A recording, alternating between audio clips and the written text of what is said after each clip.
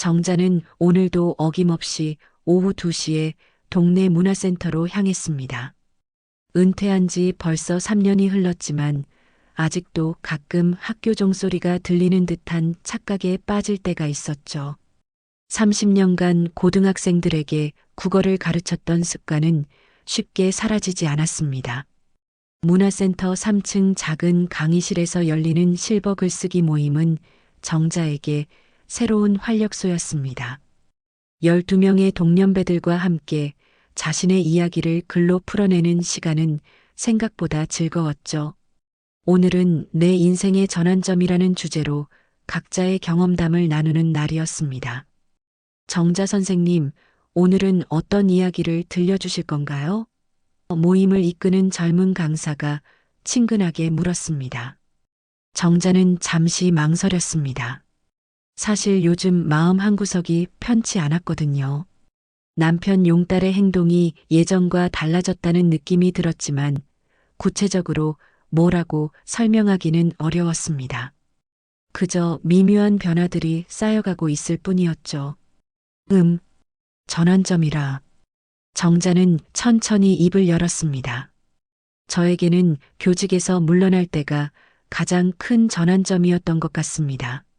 학생들과 헤어지는 것도 아쉬웠지만 정작 더 어려웠던 건 집에서 남편과 둘만 마주보고 살아야 한다는 현실이었어요. 다른 참가자들이 고개를 끄덕였습니다. 은퇴 후의 부부 관계는 누구에게나 새로운 도전이었으니까요. 정자는 집으로 돌아가는 길에 용딸에게 전화를 걸었습니다. 평소 같으면 오후 4시쯤 집에 와서 뉴스를 보며 차를 마셨는데 요즘은 외출이 잦아졌거든요. 여보, 지금 어디야? 아, 정자야. 동창회 준비 모임이 좀 길어져서 저녁 먹고 들어갈게. 동창회. 용딸이 요즘 자주 입에 올리는 단어였습니다. 고등학교 동창회를 준비한다며 일주일에 2~3번씩 나가곤 했죠. 처음에는 반가웠습니다. 은퇴 후 집에만 있던 남편이 친구들과 어울린다니 좋은 일이라고 생각했거든요. 하지만 뭔가 이상했습니다. 정자도 같은 고등학교 출신이었는데 아무도 그녀에게 동창회 소식을 알려주지 않았거든요. 특히 말부는 정자와 같은 반이었고 50년 넘게 친구로 지내왔는데 왜 이런 모임에 대해 한마디도 하지 않는 걸까요? 정자는 현관문을 열며 이상한 향기를 맡았습니다. 평소 집안에서는 맡을 수 없던 달콤한 향수 냄새였죠. 혹시 용딸이 향수를 뿌렸나 싶어 그의 방을 들여다보았지만 평소와 다를 바 없었습니다. 저녁 8시가 넘어서야 용딸이 돌아왔습니다. 얼굴이 상기되어 있었고 평소보다 말수가 많았죠. 동창회 준비가 이렇게 복잡한 줄 몰랐어. 장소도 정하고 연락처도 정리하고 참 할 일이 많더라고. 그래. 근데 왜 나한테는 연락이 안 왔을까? 나도 같은 학교 나왔는데. 용딸의 표정이 순간 굳어졌습니다. 아, 그게 남녀 따로 모임을 하기로 했어. 너희는 너희대로 따로 할 거야, 아마. 정자는 고개를 끄덕였지만 뭔가 석연치 않았습니다. 말부는 왜 그런 얘기를 한 번도 하지 않았을까요? 오히려 요즘 들어 말부는 정자를 피하는 듯한 느낌마저 들었거든요. 그날 밤 정자는 잠이 오지 않아 핸드폰을 만지작거렸습니다. 말분에게서 며칠 전 온 단체 사진이 있었죠. 동창들과 함께 찍은 사진이라고 했는데 자세히 들여다보니 뭔가 어색한 부분이 있었습니다. 사진 속 말분과 용딸이 나란히 서 있었는데 둘의 어깨가 자연스럽게 닿아 있었습니다. 그것만으로는 별것 아닐 수도 있지만 말분의 시선이 카메라가 아닌 용딸을 향하고 있었죠. 그리고 용딸도 마찬가지였습니다. 정자는 사진을 확대해서 다시 한번 살펴보았습니다. 분명히 뭔가 있었습니다. 50년을 친구로 지낸 말분의 표정에서 그리고 30년을 부부로 살아온 용달의 눈빛에서 평소와 다른 무언가를 감지할 수 있었거든요. 정자는 핸드폰을 내려놓고 천장을 바라보았습니다. 혹시 자신이 예민하게 반응하는 건 아닐까 하는 생각도 들었지만 교사로 살면서 키운 직감은 쉽게 속지 않았습니다. 뭔가 일어나고 있었고 그 무언가에서 자신만 배제되어 있다는 느낌이 점점 강해졌습니다. 바람이 창문을 두드리는 소리가 들렸습니다. 정자는 이불을 목까지 끌어올리며 눈을 감았지만 마음속 어딘가에 작은 균열이 생기기 시작했다는 것을 느낄 수 있었습니다. 정자는 며칠째 그 사진을 들여다보고 있었습니다. 확대해서 보고 또 보고 다른 각도에서 분석해 보기도 했죠. 교사 시절 학생들의 미묘한 표정 변화까지 놓치지 않았던 그녀의 관찰력은 여전히 예리했습니다. 사진 속 말분의 손이 용딸의 팔에 살짝 걸쳐져 있는 것도 이상했고 둘 다 다른 사람들과는 확연히 다른 표정을 짓고 있었습니다. 마치 둘만의 비밀을 공유하고 있는 듯한 그런 표정이었죠. 정자야, 뭘 그렇게 열심히 보고 있어? 용딸이 어깨 너머로 들여다보려 하자 정자는 재빨리 핸드폰을 뒤집었습니다. 아무것도 아니야. 그냥 사진 정리하고 있었어. 용딸의 눈빛이 순간 어두워졌습니다. 뭔가 찔리는 게 있다는 듯한 표정이었죠. 그는 곧 태어난 척하며 거실로 나갔지만 정자는 그 순간의 표정을 놓치지 않았습니다. 다음 날 아침 용딸은 평소보다 일찍 나갔습니다. 또 동창회 관련 일이 있다면서요. 정자는 그가 나간 후 집안을 천천히 둘러보기 시작했습니다. 뭔가 단서가 있을 것 같았거든요. 용딸의 옷장을 뒤지는 건 결혼 30년 만에 처음이었습니다. 손이 떨렸지만 멈출 수가 없었죠. 정장 주머니를 하나씩 확인하다가 작은 종이 쪽지를 발견했습니다. 꽃집 영수증이었습니다. 장미 한 다발 5만 원. 날짜는 일주일 전이었죠. 정자는 당황했습니다. 용딸이 자신에게 꽃을 사준 적은 몇 년째 없었거든요.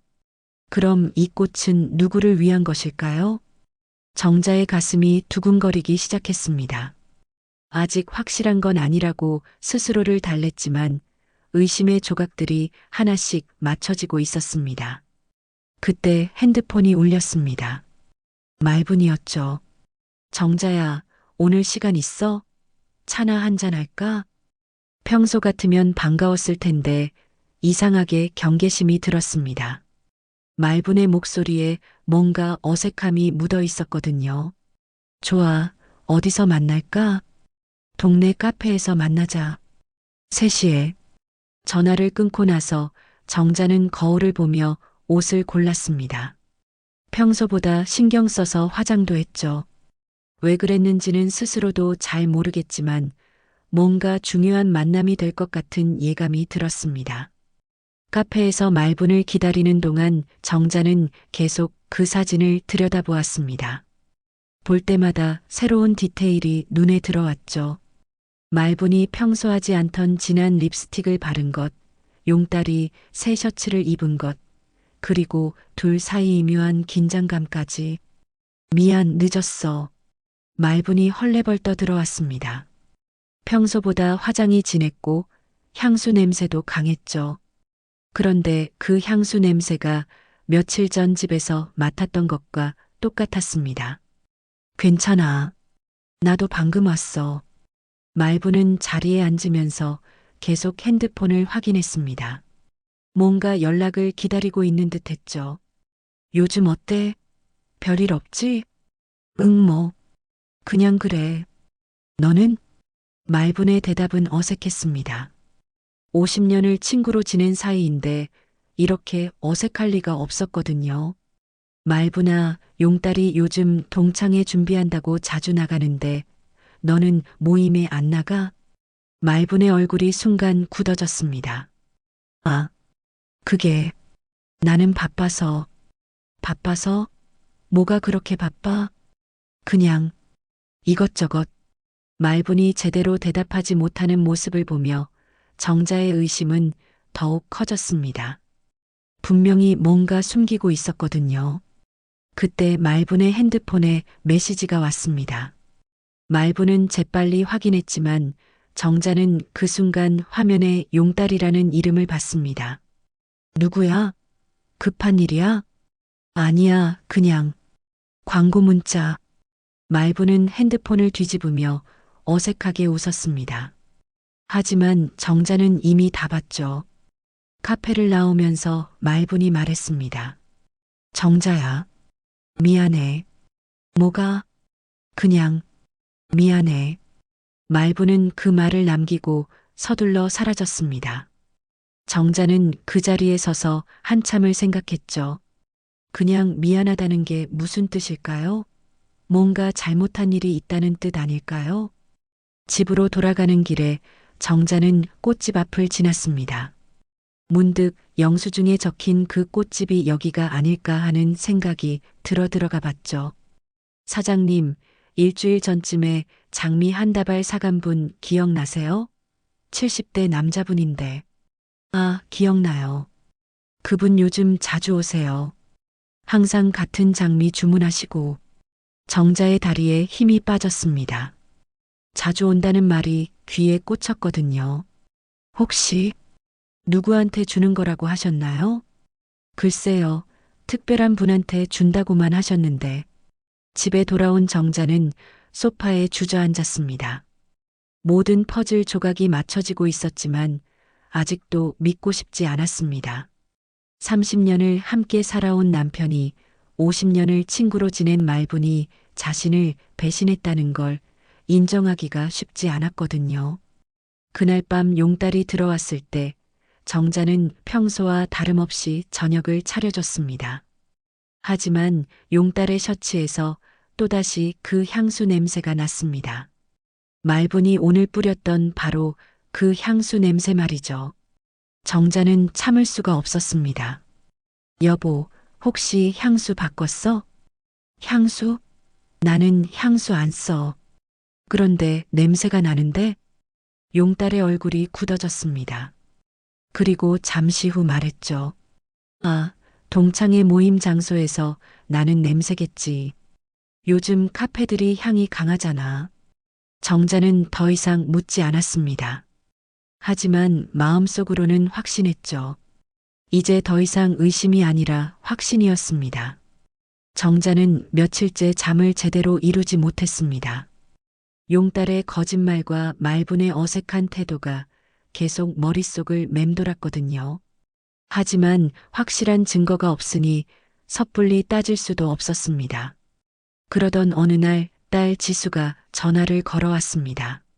엄마, 요즘 어떻게 지내세요? 그냥 그래. 너는? 전 괜찮아요. 그런데 엄마 혹시 아빠 동창회 준비하시는 거 알고 계세요? 정자의 귀가 번쩍 뜨였습니다. 응, 알고 있어. 왜? 저희 학교 선생님 중에 아빠와 같은 고등학교 나오신 분이 계시거든요. 그분이 단체 카톡방에서 연락 오간다고 하시더라고요. 단체 카톡방. 정자는 그런 게 있다는 것도 몰랐습니다.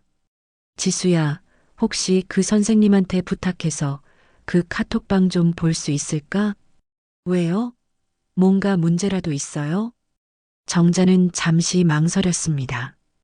딸에게 자신의 의심을 털어놓기가 쉽지 않았거든요. 아니야, 그냥 궁금해서.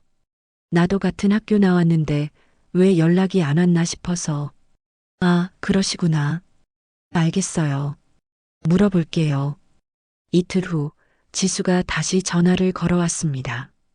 엄마, 그 선생님이 카톡방 화면 캡처해서 보내주셨어요. 지금 카톡으로 전송할게요. 정자는 가슴이 두근거렸습니다. 드디어 진실을 확인할 수 있을 것 같았거든요. 카톡 메시지가 도착했습니다. 정자는 떨리는 손으로 사진을 열어봤죠. 동창회 단체 카톡방 참가자 명단이 보였습니다. 25명의 이름이 적혀 있었는데 그 중에 김정자라는 이름은 없었습니다. 박용달은 있었고 오말분도 있었지만 김정자만 빠져 있었죠. 정자는 화면을 여러 번 확인했습니다. 혹시 놓친 게 있나 싶어서 한 글자씩 읽어봤지만 분명히 자신의 이름은 없었습니다. 누군가 고의로 자신을 배제한 것이었습니다. 정자는 딸에게 다시 전화를 걸었습니다. 지수야, 이 명단에 내 이름이 없네. 정말요? 잠깐만요. 다시 확인해 볼게요. 잠시 후 지수가 말했습니다. 정말 없네요, 엄마. 이상하다. 분명히 엄마도 그 학교 나오셨는데. 응, 그러게. 정자는 전화를 끊고 한참을 생각했습니다. 왜 자신만 빠뜨린 걸까요? 설마 용달과 말분이 의도적으로 자신을 제외시킨 건 아닐까요? 그날 저녁 용달이 또 나간다고 했습니다. 오늘도 동창회 모임이야?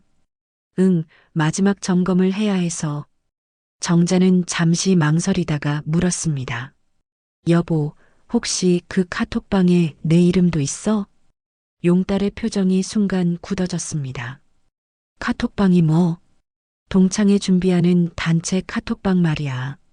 아, 그게 남자들끼리만 있는 방이야. 그럼 여자들 방은 따로 있는 거야? 아마 그럴 거야. 용딸은 대충 대답하고 서둘러 나갔습니다. 하지만 정자는 이미 확인했죠. 그 카톡방에는 남녀가 함께 있었고 말분도 포함되어 있었다는 걸 말입니다. 정자는 결심했습니다. 더 이상 당하고만 있을 수는 없었거든요. 진실이 무엇인지 직접 확인해 보기로 했습니다. 용딸이 나간 지 30분 후 정자도 집을 나섰습니다.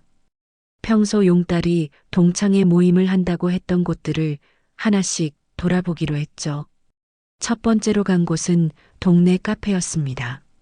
하지만 거기에는 용딸이 없었습니다. 두 번째로 간 곳은 찜질방 근처 식당이었는데 거기도 마찬가지였죠. 정자는 포기하려던 참에 문득 생각이 났습니다. 며칠 전 말분과 만났던 카페 근처에 용딸이 자주 가는 호프집이 있었거든요. 그곳으로 향하는 동안 정자의 마음은 복잡했습니다. 혹시 정말 용딸을 발견한다면 어떻게 해야 할까요? 그리고 말분이 함께 있다면? 호프집에 도착해서 유리창으로 안을 들여다봤습니다. 어둡긴 했지만 익숙한 실루엣이 보였습니다. 용딸이었습니다. 그리고 그 옆에는 말분이 앉아 있었죠. 정자의 가슴이 쿵 하고 내려앉았습니다. 둘이 단둘이 앉아서 무언가 진지하게 대화하고 있었거든요.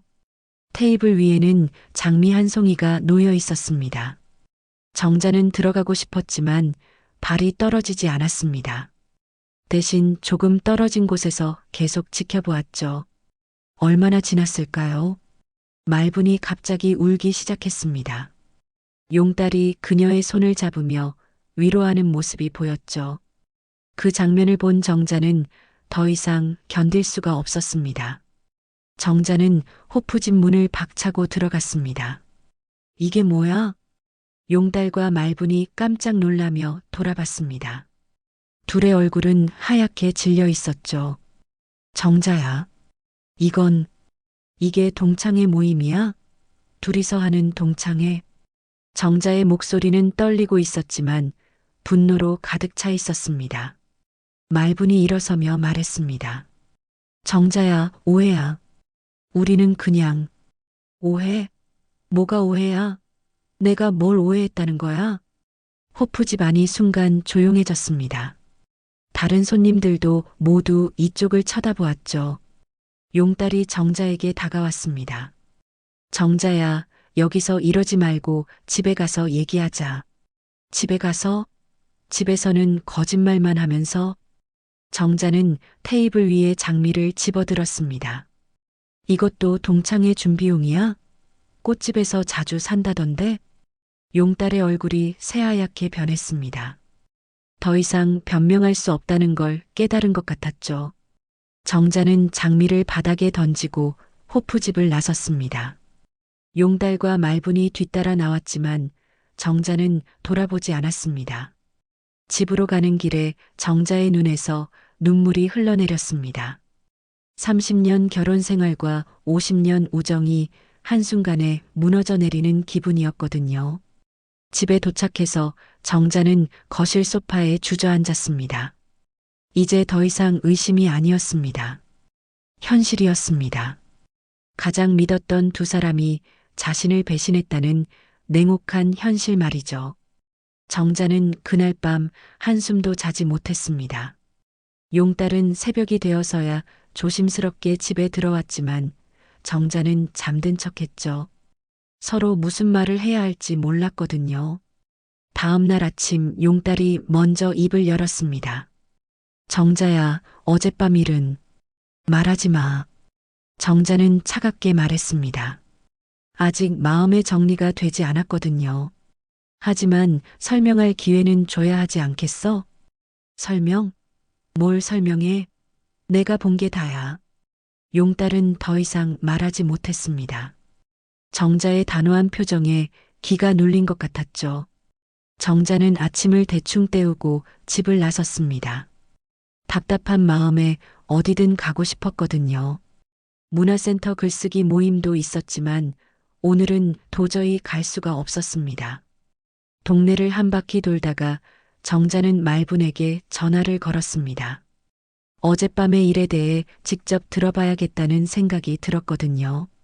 말분아, 나야. 전화 너머로 말분의 한숨소리가 들렸습니다. 정자야. 미안해. 정말 미안해. 미안하다고 해서 끝날 일이야? 만나서 얘기할까? 제대로 설명해 줄게. 어디서? 우리 집으로 와. 조용한 곳에서 얘기해야겠어. 정자는 말분의 집으로 향했습니다. 50년을 오가던 길이었지만 오늘은 왜 이렇게 멀게 느껴지는 걸까요? 말분의 집에 도착했을 때 말분은 눈이 빨갛게 부어 있었습니다. 밤새 울었다는 걸 알 수 있었죠. 앉아, 차 끓여줄게. 차는 됐어. 그냥 얘기나 해. 정자는 소파에 앉으며 말분을 똑바로 바라봤습니다. 50년 친구의 얼굴에서 죄책감과 두려움을 읽을 수 있었거든요. 정자야, 나는. 말분이 말을 시작하려던 순간 말분의 핸드폰이 울렸습니다. 발신자 표시를 보니 지호라고 되어 있었습니다. 받아.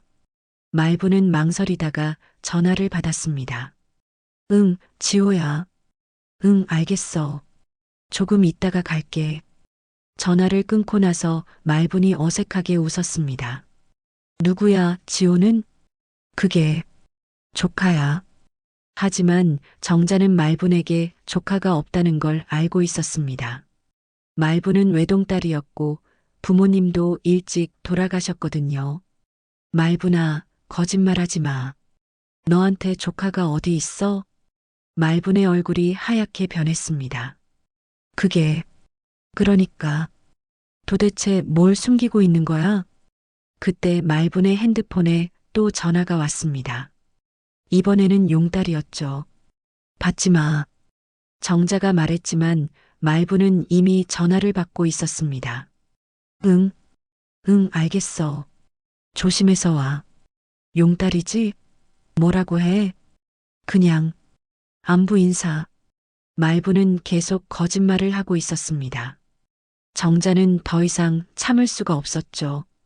말분아, 나를 바보로 아는 거야? 조카니, 안부 인사니. 다 거짓말이잖아. 정자야, 진정해. 내가 설명해 줄게. 그럼 지금 당장 설명해. 말분은 한참을 망설이다가 입을 열었습니다. 정자야, 사실은 나 오늘 어디 가야 할 곳이 있어. 같이 가줄래? 어디? 가서 보면 알 거야. 그곳에서 모든 걸 설명해 줄게. 정자는 의심스러웠지만 따라가기로 했습니다. 어차피 진실을 알아야 했거든요. 말분의 차를 타고 시내를 벗어나 외곽으로 향했습니다. 점점 집들이 드문드문해지고 산자락이 보이기 시작했죠. 여기가 어디야? 조금만 더 가면 돼. 말분은 대답을 회피했습니다. 정자는 점점 불안해졌지만 이미 너무 멀리 와버린 상황이었죠. 30분 정도 더 가서 말분이 차를 세웠습니다. 작은 단독 주택 앞이었는데 집 마당에는 유모차가 놓여 있었습니다. 말분아, 여기가 어디야? 내가 자주 오는 곳이야. 정자는 말분을 따라 집 앞까지 갔습니다. 그때 집 안에서 아기 울음소리가 들려왔습니다. 아기가 있네? 응. 말분의 목소리가 떨리고 있었습니다. 곧 집 문이 열리고 30대 후반으로 보이는 남자가 나왔습니다. 그 남자를 본 순간 정자는 깜짝 놀랐습니다. 어딘가 낯익은 얼굴이었거든요. 어머니 오셨어요. 남자가 말분을 어머니라고 불렀습니다. 정자는 더욱 당황했죠. 말분아, 이 사람이 누구야? 말분은 대답하지 못했습니다. 그 대신 남자가 말했죠. 안녕하세요. 저는 지호라고 합니다. 지호. 아까 전화에서 들었던 그 이름이었습니다. 지호 씨, 말분이가 어머니라고 했는데. 네, 제 어머니세요. 정자는 혼란스러웠습니다. 말분에게 아들이 있다는 건 들어본 적이 없었거든요. 그때 집안에서 젊은 여자가 아기를 안고 나왔습니다. 여보, 누구세요? 지호가 여자에게 말했습니다. 우리 어머니 친구분이야. 정자는 아기를 바라봤습니다. 갓난아기는 아니고 2돌 정도 된 것 같았죠. 그런데 그 아이의 얼굴을 보는 순간 정자는 또 한 번 놀랐습니다. 아이가 용딸을 닮았습니다. 눈매며 코며 특히 웃는 모습이 젊은 시절 용딸과 똑같았거든요. 말분아. 정자가 떨리는 목소리로 말분을 불렀습니다. 저 아이.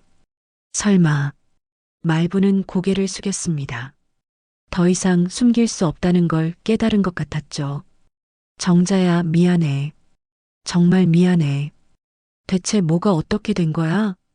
정자의 목소리가 점점 커졌습니다. 주변 상황들이 점점 이상하게 맞춰지고 있었거든요. 지호가 말분을 걱정스럽게 바라보며 말했습니다. 어머니, 괜찮으세요? 괜찮아. 이제 얘기해야 할 때가 온 것 같구나. 말분은 정자를 바라보며 깊게 숨을 들이켰습니다. 정자야, 집에 가서 천천히 얘기할게. 여기서는. 아니야, 지금 여기서 해. 정자는 더 이상 기다릴 수 없었습니다.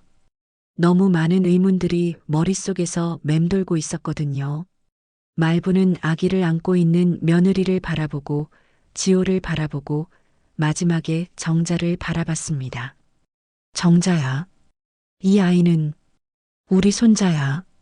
정자의 머릿속이 하얗게 변했습니다. 손자라는 말의 의미를 이해하는데 시간이 걸렸거든요. 정자는 한동안 말을 할 수가 없었습니다. 손자라는 말이 머릿속에서 맴돌았지만 그 의미를 받아들이기가 쉽지 않았거든요. 손자라고 했어? 정자야, 앉아. 천천히 설명해 줄게. 말분이 정자의 팔을 잡으려 했지만 정자는 몸을 피했습니다. 손대지 마. 도대체 무슨 소리야? 지호가 걱정스럽게 다가왔습니다. 어머니들, 집 안으로 들어가서 이야기하시는 게 어떨까요? 정자는 지호를 다시 한번 자세히 봤습니다. 이제 보니 용딸의 젊은 시절과 정말 닮아 있었습니다. 턱선이며 이마며 심지어 서 있는 자세까지 똑같았죠. 당신이 정말 말분이의 아들이야? 네, 그렇습니다. 그럼 당신 아버지는? 지호가 말분을 바라봤습니다. 말분은 고개를 끄덕였죠. 박용달입니다. 정자의 다리에서 힘이 빠졌습니다. 용달, 자신의 남편 이름이었습니다. 이게 무슨... 정자는 집 앞 계단에 주저앉았습니다. 머릿속이 하얗게 변해서 아무 생각도 할 수 없었거든요. 말분이 정자 옆에 앉았습니다. 정자야, 정말 미안해. 이렇게 될 줄 몰랐어. 언제부터야? 정자의 목소리는 떨리고 있었습니다. 40년 전이야. 40년 전 정자는 그 시기를 떠올려 봤습니다.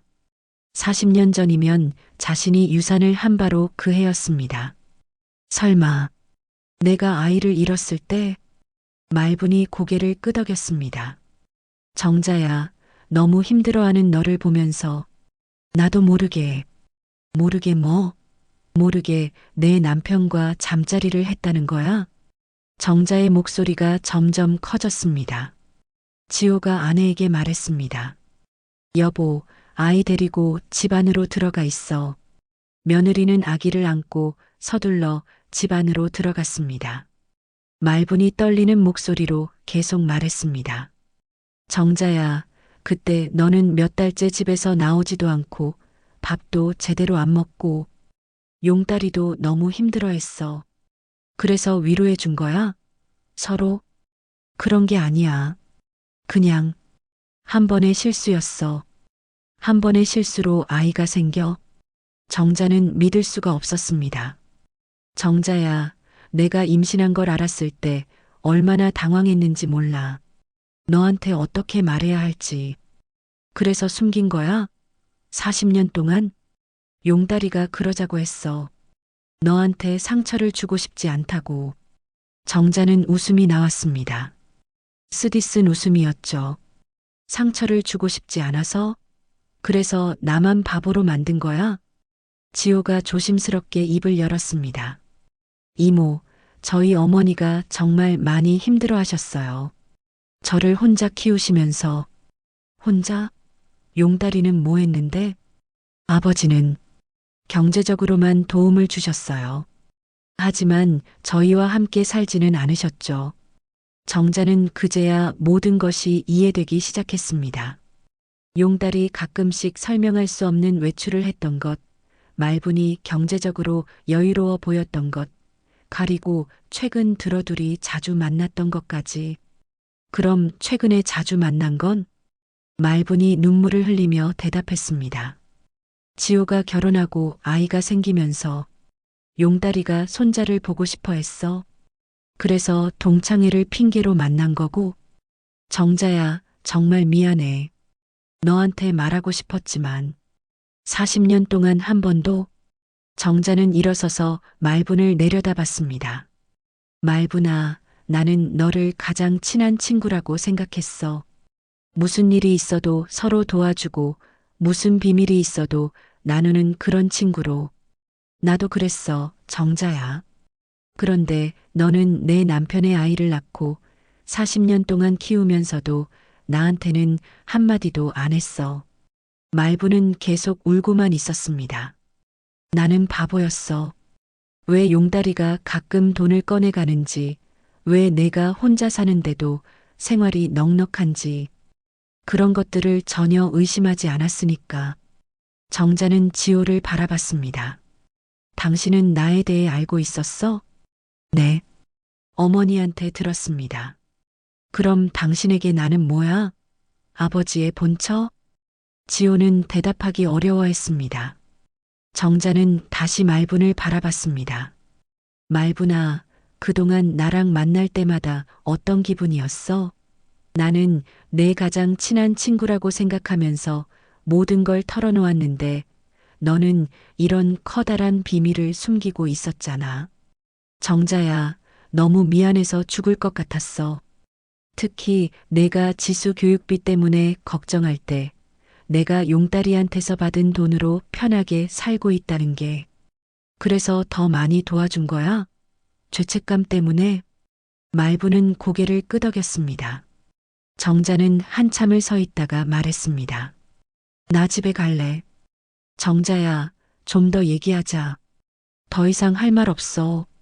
40년 동안 숨겨온 걸 하루 만에 다 이해하라고. 정자는 걸어서 집으로 돌아가기 시작했습니다. 말분이 뒤따라왔죠. 정자야, 차 타고 가. 너무 멀어. 혼자 가고 싶어. 그래도. 말분아, 제발 나 혼자 있게 해줘. 말분은 더 이상 따라오지 않았습니다.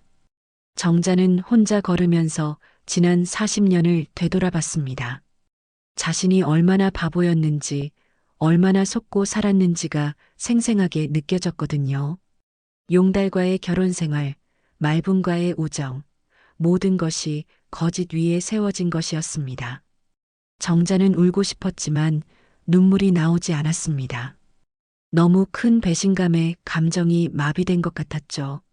집에 도착했을 때 용딸이 현관에서 기다리고 있었습니다.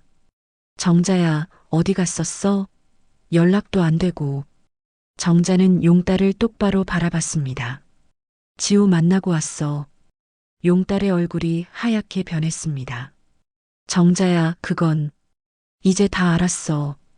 더 이상 거짓말하지 마. 정자는 용딸을 지나쳐 집 안으로 들어갔습니다. 40년 만에 밝혀진 진실은 그녀의 인생 전체를 뒤흔들어 놓았습니다. 정자는 며칠째 집 안에만 있었습니다. 용달과는 말도 섞지 않았고 말분의 전화도 받지 않았죠. 딸 지수가 걱정되어 찾아왔지만 정자는 괜찮다는 말만 반복했습니다. 사실 괜찮지 않았습니다. 밤마다 잠이 오지 않아 집안을 돌아다니곤 했는데 어젯밤에는 용딸의 책상 서랍을 뒤져봤습니다. 더 이상 숨겨진 게 있는지 확인하고 싶었거든요. 서랍 맨 아래에서 낡은 봉투 하나를 발견했습니다. 봉투 안에는 편지들이 들어 있었는데 모두 같은 필체로 쓰여 있었죠. 첫 번째 편지를 펼쳐봤습니다. 용달 씨에게. 지호가 이제 돌이 되었습니다. 첫걸음을 떼었는데 당신을 많이 닮았어요.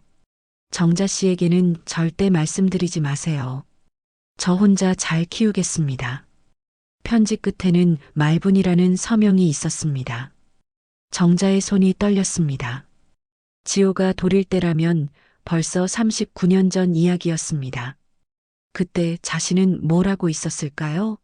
아마 유산의 상처를 털어내고 새로운 삶을 시작하려고 애쓰고 있었을 때였죠.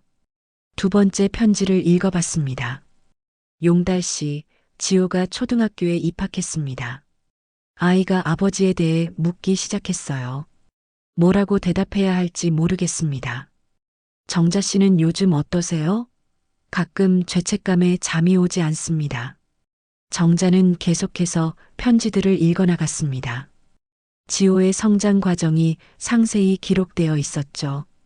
첫 생일, 입학식, 졸업식, 그리고 대학 합격까지 마치 일기처럼 적혀 있었습니다. 지호가 대학에 합격했습니다. 서울대 공가대학이에요. 당신을 닮아서 머리가 좋은 것 같아요. 등록금이 걱정이지만 어떻게든 해보려고 합니다. 이 편지 옆에는 용딸의 필체로 쓰인 메모가 있었습니다. 통장에 500만 원 입금했음. 모자라면 연락하라. 정자는 그제야 알 수 있었습니다. 용딸이 그동안 왜 그렇게 돈 관리에 신경을 쓰는지, 왜 가끔씩 큰 돈이 나가는지를, 모든 게 지호를 위한 것이었습니다. 편지들 사이에서 사진 몇 장도 발견했습니다. 어린 지호의 모습이었는데 정말 용딸을 빼닮았었습니다. 정자는 이 아이가 자신의 남편 아들이라는 사실이 믿어지지 않았어요. 가장 최근 편지는 한 달 전에 쓰인 것이었습니다. 지호가 결혼해서 아이가 생겼습니다. 당신의 손자예요. 이제 더 이상 숨길 수 없을 것 같아요. 정자 씨가 알게 되면 어떻게 하죠? 이렇게 오랫동안 속인 것에 대해 용서받을 수 있을까요? 정자는 편지를 다 읽고 나서 소파에 주저앉았습니다.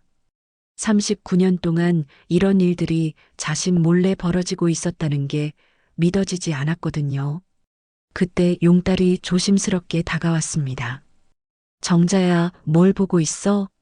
정자는 편지들을 흩뜨리며 말했습니다. 이걸 봐. 내가 숨겨둔 거. 용딸의 얼굴이 창백해졌습니다. 그건 39년 동안 이런 편지들을 주고받았어? 나는 전혀 모르고. 정자야, 설명할게. 설명? 뭘 설명해? 여기 다 나와 있잖아. 정자는 편지 하나를 집어들며 읽기 시작했습니다. 지호가 대학에 간다고 등록금이 걱정된다고.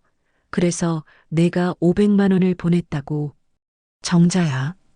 우리 지수 대학 갈 때는 대출 받느라 그렇게 고생했으면서 말분이 아들은 돈 걱정 없이 보냈구나. 정자의 목소리가 점점 커졌습니다. 지수가 유학 가고 싶다고 했을 때 돈이 없다고 포기하라고 한 게 내였잖아. 그런데 지호는 대학원까지 보냈어? 편지들 사이에서 대학원 등록금 영수증도 발견됐거든요. 용딸이 무릎을 꿇고 앉았습니다. 정자야, 미안해. 정말 미안해. 미안하다고 해서 끝나?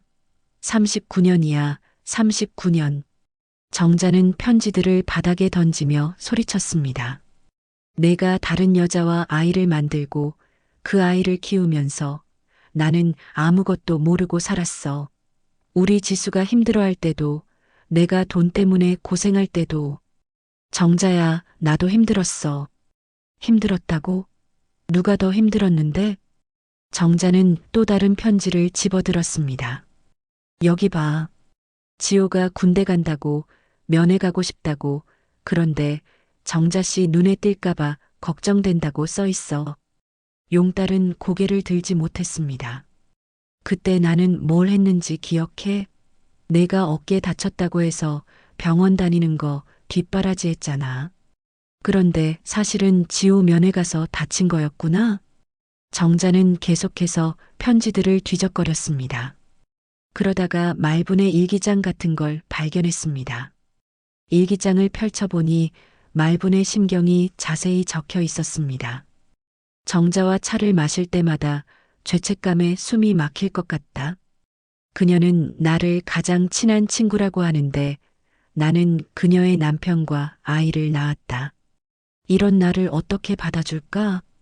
지호가 정자 이모에 대해 묻는다. 아버지의 부인이 어떤 사람인지 궁금하다고. 나는 뭐라고 대답해야 할까? 지호에게는 죄가 없는데. 용다리가 정자에게 모든 걸 말하자고 한다. 하지만 나는 무서워서 못하겠다. 정자를 잃고 싶지 않다. 이기적인 생각인 줄 알면서도. 정자는 일기를 읽으면서 말분의 마음도 이해할 수 있었습니다. 하지만 이해한다고 해서 용서할 수 있는 건 아니었죠. 용딸아, 나한테 한 가지만 대답해. 응? 정말로 나를 사랑했어? 아니면 그냥 의무감으로 살았던 거야? 용딸이 고개를 들었습니다. 눈에는 눈물이 고여 있었죠. 사랑했어.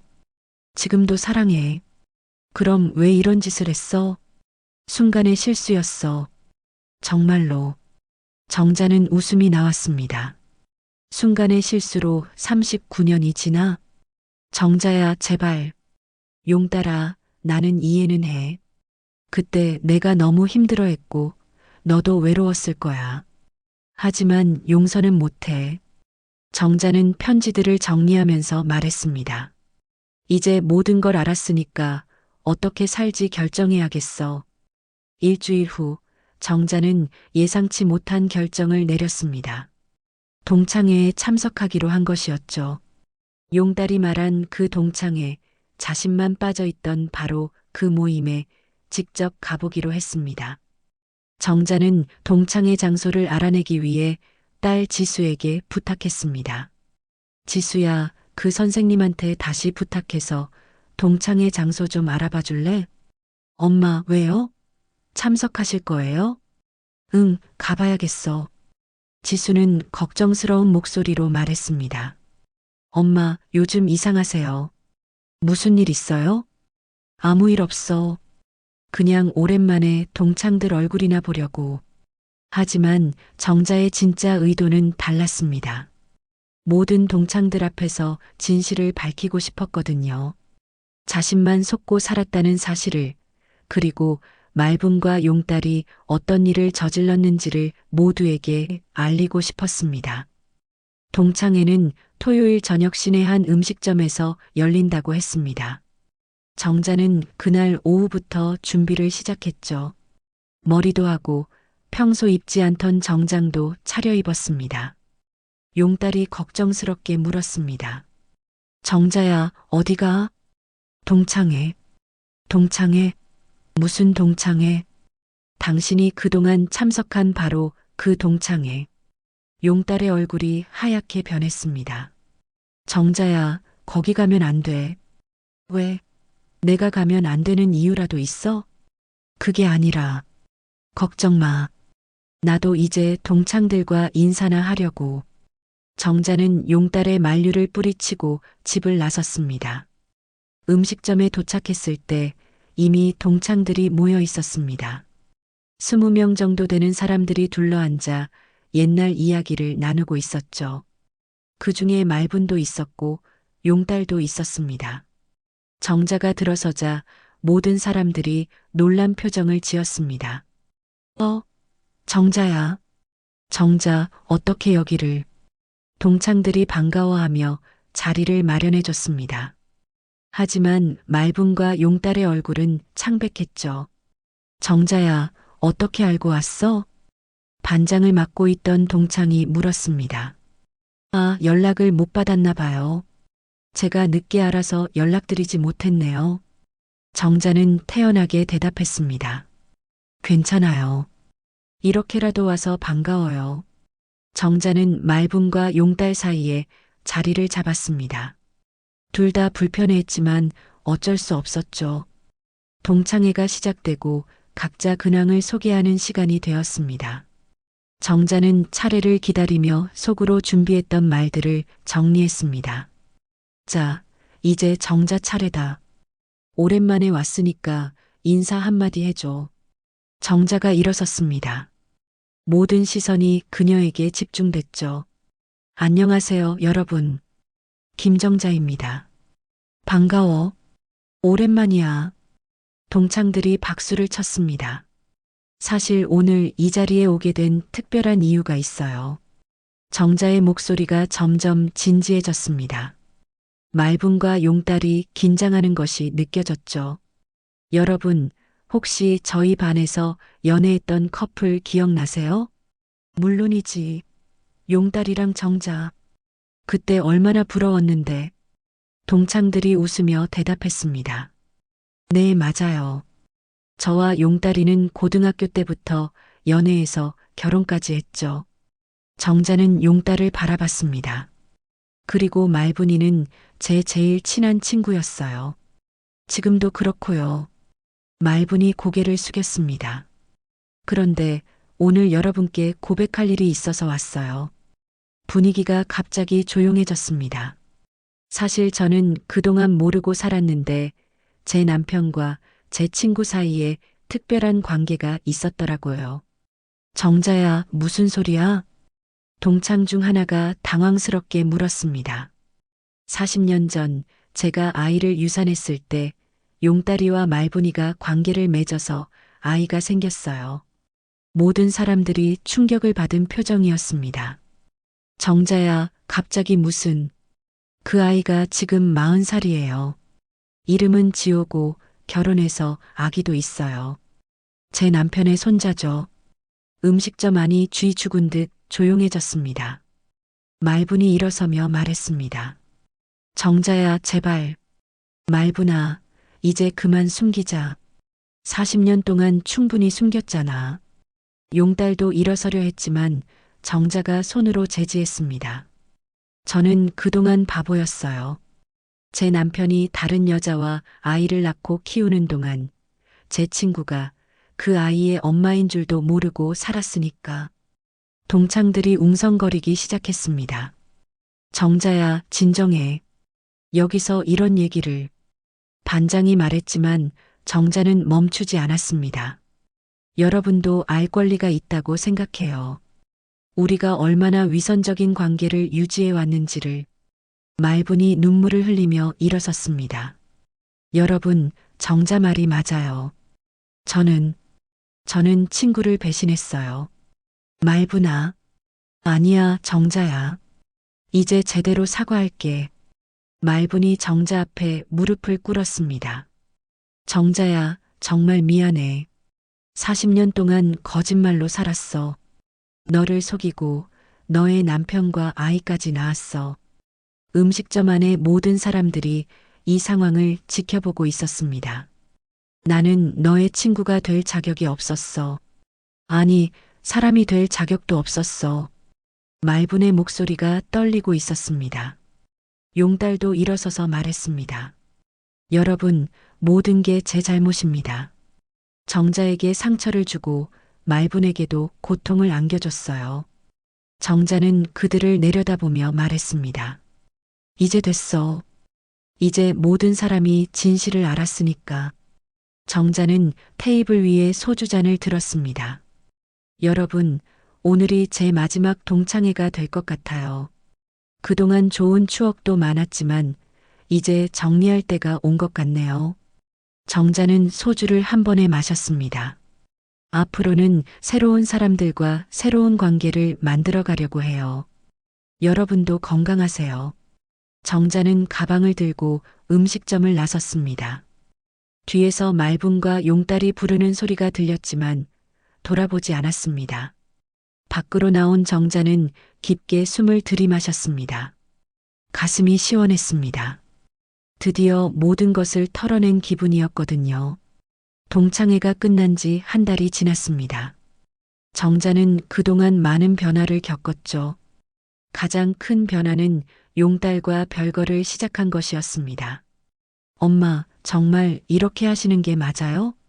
딸 지수가 걱정스럽게 물었습니다. 정자는 작은 원룸을 얻어 혼자 살기 시작했거든요.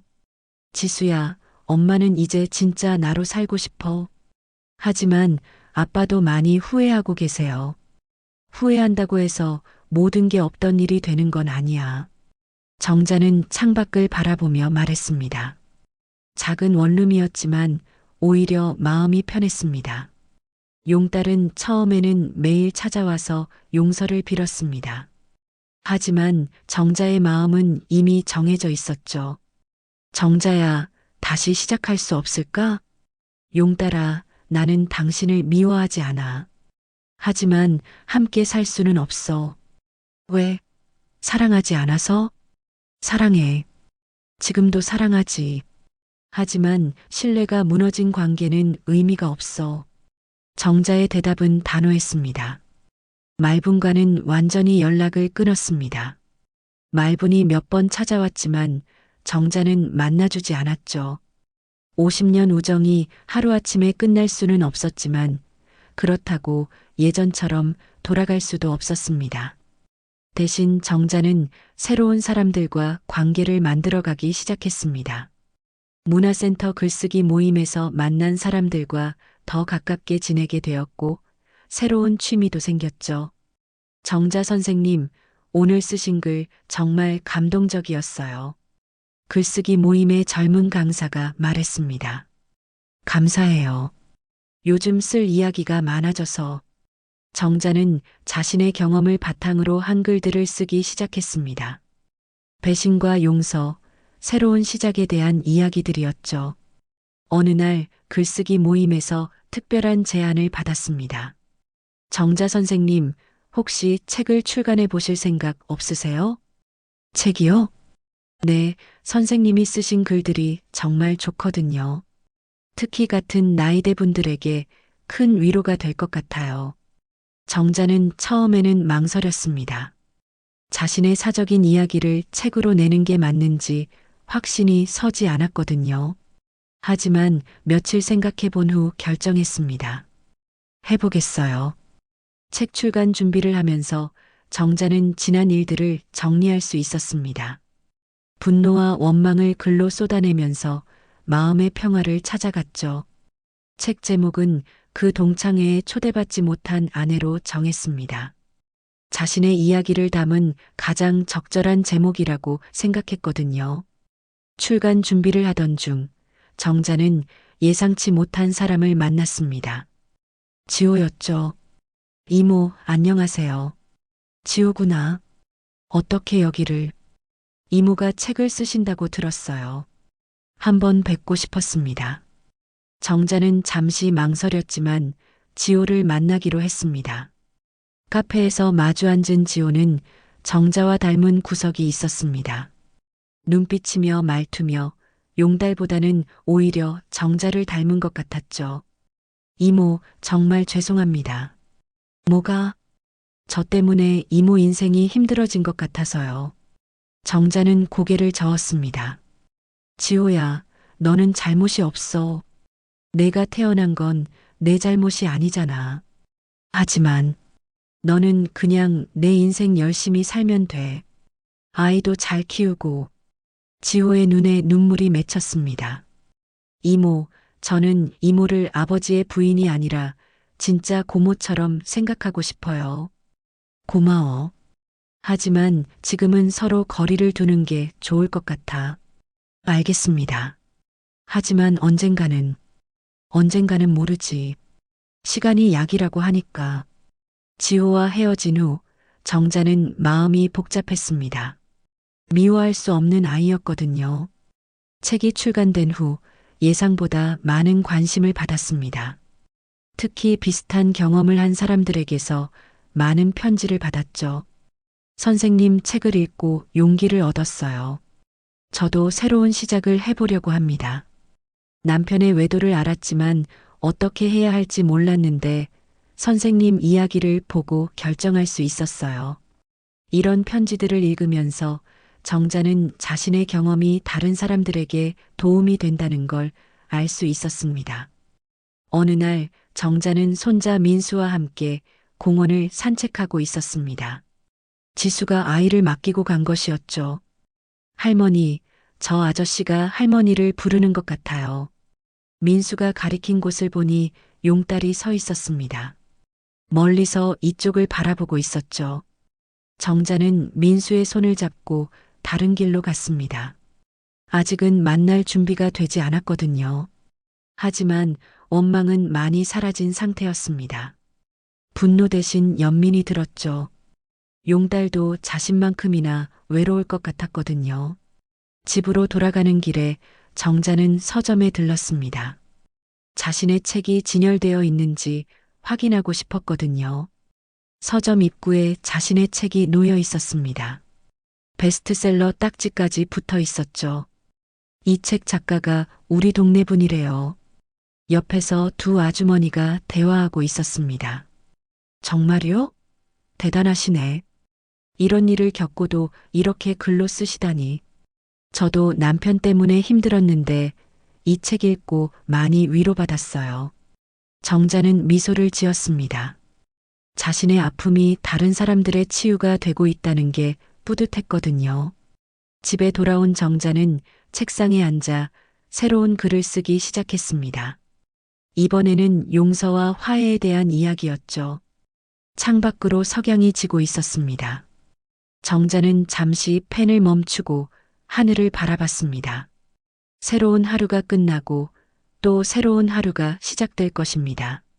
정자는 이제 과거에 얽매이지 않고 자신만의 방식으로 살아가기로 결심했거든요. 책상 한쪽에는 말분에게서 온 편지가 놓여 있었습니다. 아직 열어보지 않았지만 언젠가는 읽을 날이 올 것 같았습니다. 정자는 다시 글을 쓰기 시작했습니다. 이번 장의 제목은 그리고 나는 나로 살아간다였습니다. 어둠이 내리고 불빛이 하나둘 켜지기 시작했습니다. 정자의 작은 방에도 따뜻한 불빛이 켜졌죠. 그 불빛 아래에서 정자는 계속해서 자신의 이야기를 써내려갔습니다. 지금까지 이야기를 들어주셔서 감사합니다.